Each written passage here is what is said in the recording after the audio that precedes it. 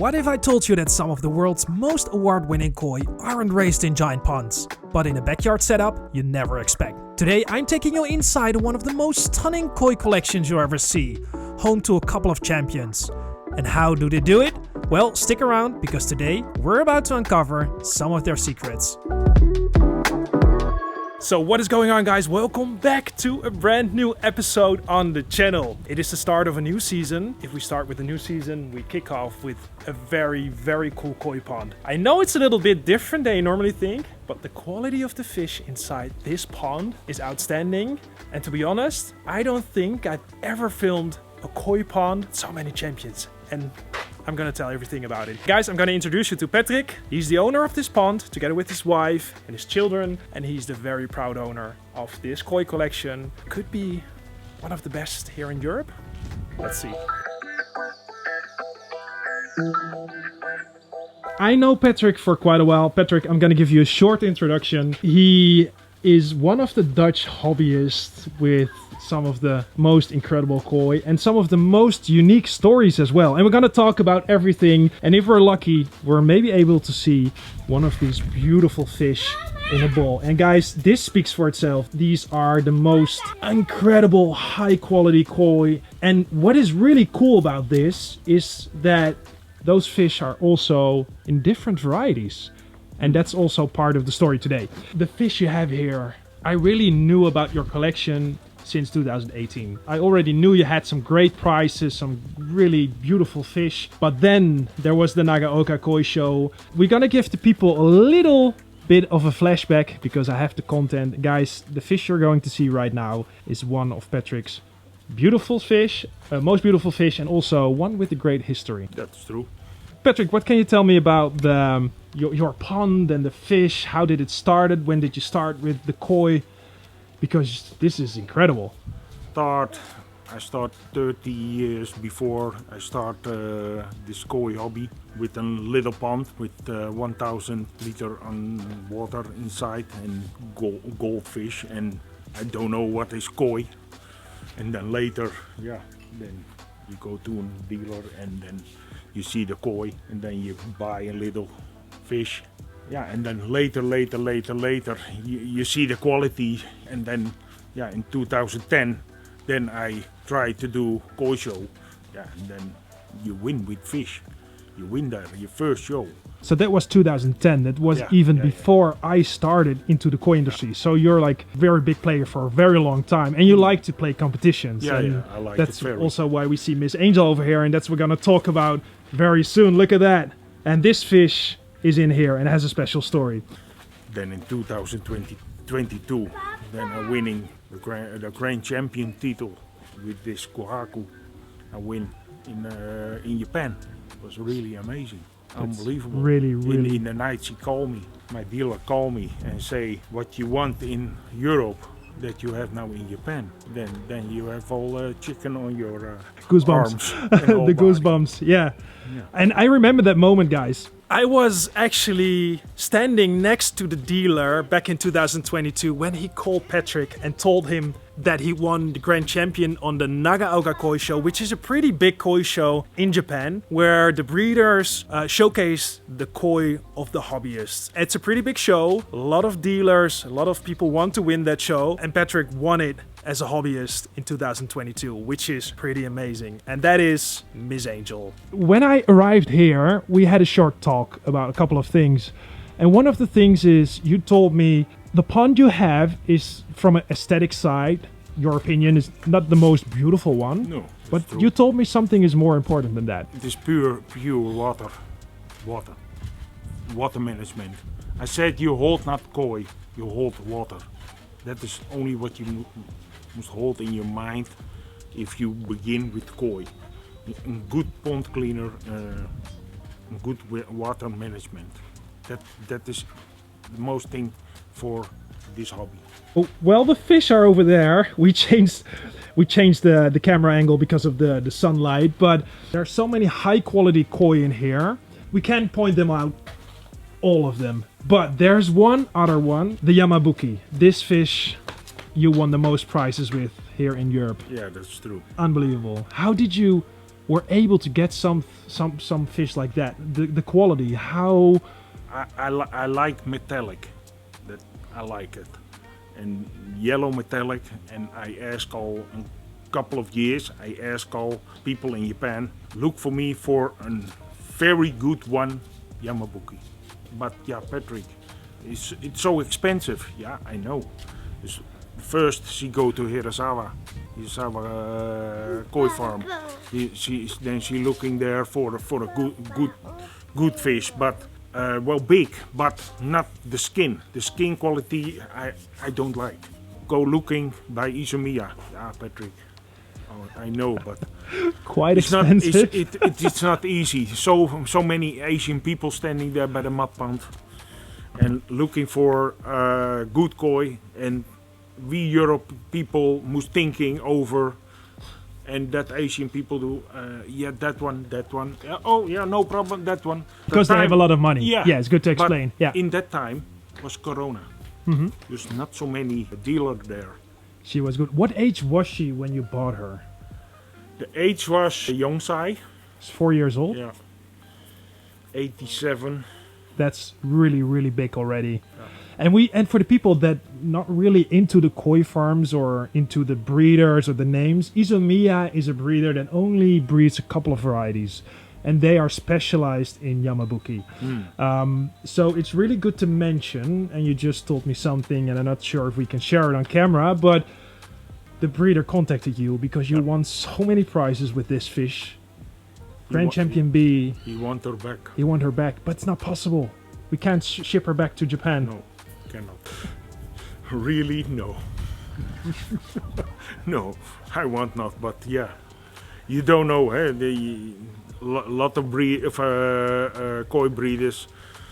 Yeah, if she wants something, then you get something back. Yeah, like for example, baby fish, which you can grow on, or you get first pick or first choice. But this quality koi is not easy to find. No. Especially now on this moment, not to find in Japan. And when we're talking, guys, here she is. There she goes, the Yamabuki from Izumiya Koi Farm. 1.5 meters.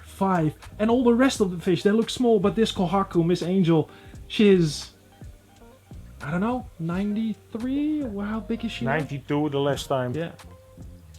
Unbelievable. Unbelievable. And we're not even talking about all the other fish. She won the Naga Koi Show on 88 centimeter, and now she is 92.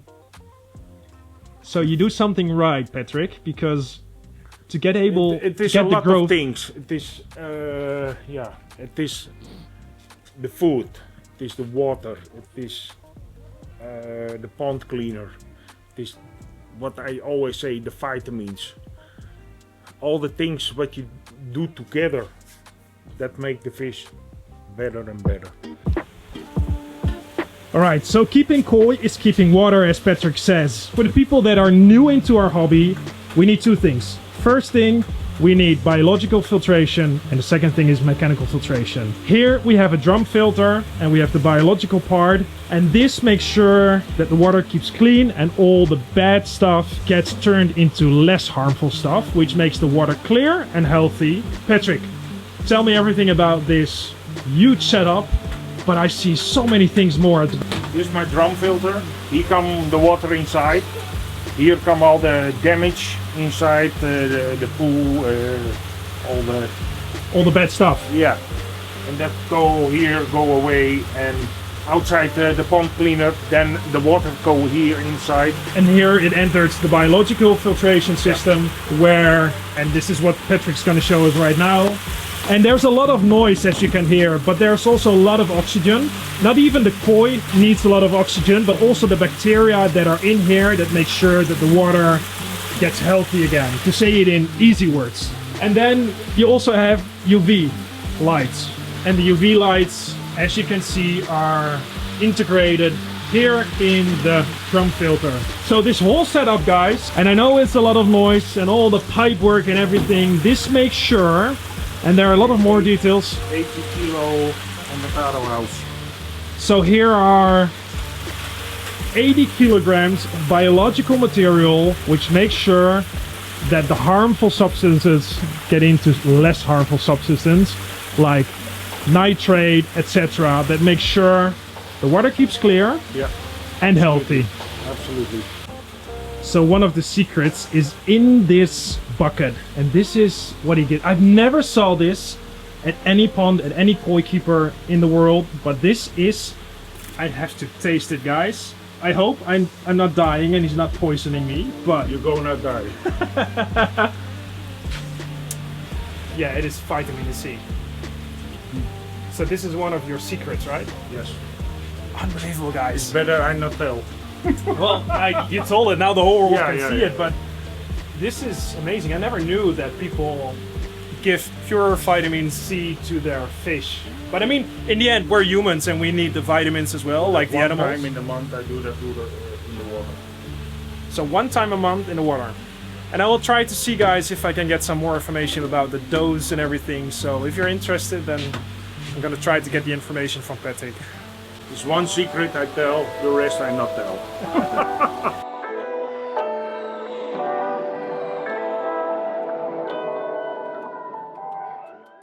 I was almost ready to end the video and Patrick said something. Alright guys, so really important when you get fish, do it easy, calm, and use the right materials like this koi sock so you can't damage the fish. And look at this beautiful, beautiful kohaku. Wow, look at the skin. That is really, really red. Look at that. What a beautiful fish. So this kohaku has a very nice story. Beside the fact you bought it at a very small age, right? Yes, I buy her on Tosai, Which is 1 year old. and she is now young size, 73 centimeter. Sakai fish farm, Unbelievable. And beautiful skin I find, but yeah, I don't know what the people find. I don't know. yeah, guys, let us know in the comments what you think of this 73, right? 73. 73 Sakai kohaku. And the Sakai fish farm is known for the very powerful bodies and their beautiful skin quality. And this, guys, as you can see, is a great example of that you as a hobbyist can... Look the beni, look the fukurin. The fukurin from in the skin. Yeah, and Shiroji. fukurin, exactly. And the shiroji means white and beni means red. Good to mention to the people that don't know about koi. How do you say it? Like the general words we use in the koi industry to give to recognize koi, to recognize quality. So the Japanese words for some of these things are shiroji, but also beni. But this fish, guys, to get back to the story, this Sakai kohaku is a great example of that you as a hobbyist are able, in the right conditions, look at that. Look at the Yamabuki, they're watching what we do. That you as a hobbyist can grow fish yourself big. You don't always need to buy them big or keep them in Japan big. No, hoeft not to buy big. You can also do self in your pond. Self in your pond. Why must buy it big? I don't know. Sometimes, yeah, of course, I buy also big, but most this, of your fish, this I find also nice to do. absolutely This make the amazing. hobby very interesting. So this is a beautiful Becco, and this is one of the varieties you don't see that often, especially not in this quality. I think from what I have to guess, Patrick, how big is she? 75 cm? 80. 80 cm. 80 Wow. centimeter. On 80 and a half. Almost 81 centimeters, and she looks small in this big bowl, but guys, I can promise you this is at least a 1 meter blue bowl. I think it's even bigger. 120. Yeah, here we go. So to give you a comparison, I will put Patrick. So to give you a comparison, this is the size of the bowl. So to give you a comparison, guys, this is the size of the bowl.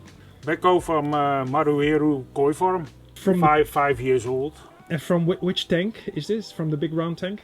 the Maruhiro Koi farm. One of the farms we visit a lot because of the different varieties and also the very big koi. And not a lot of people know that, but the Maruhiro Koi farm is one of the largest koi farms in numbers.